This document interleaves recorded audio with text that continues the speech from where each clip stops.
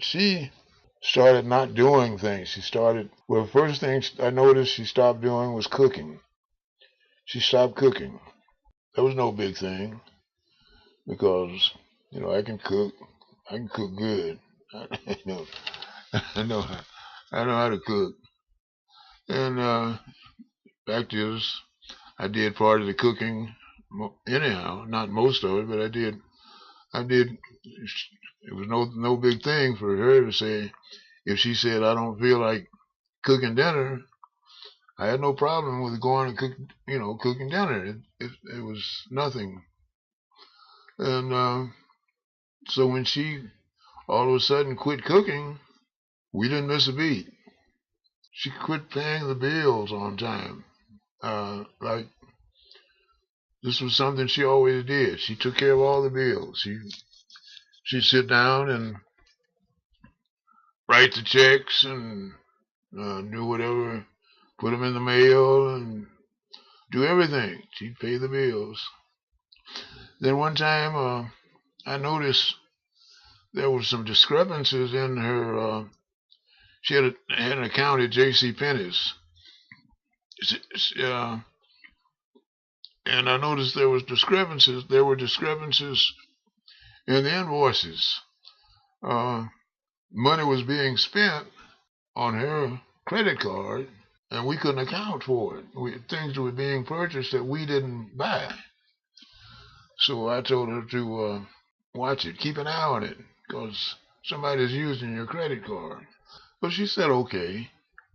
But then I noticed she wasn't doing that. She wasn't keeping an eye on things. And then the bills started being late, and we started getting, these penalties. It seemed like every month the bills would be paid late, and we'd get slapped with these extra charges. There was a bill due. I knew it was due, and I asked her to write a check to pay the bill. And I said, "Millie, give me a check." I was going to work. That's what happened. I was going to work, and I said, "Millie, give me a check, and I can pay this bill." And she tried to write a check, and I discovered that she had forgotten how to write a check. I couldn't understand it. It never occurred to me, even then. Dumb me. I never thought about that as being caused by Alzheimer's or dementia. I never, those things don't just pop into your head, when they're happening. I never thought about it.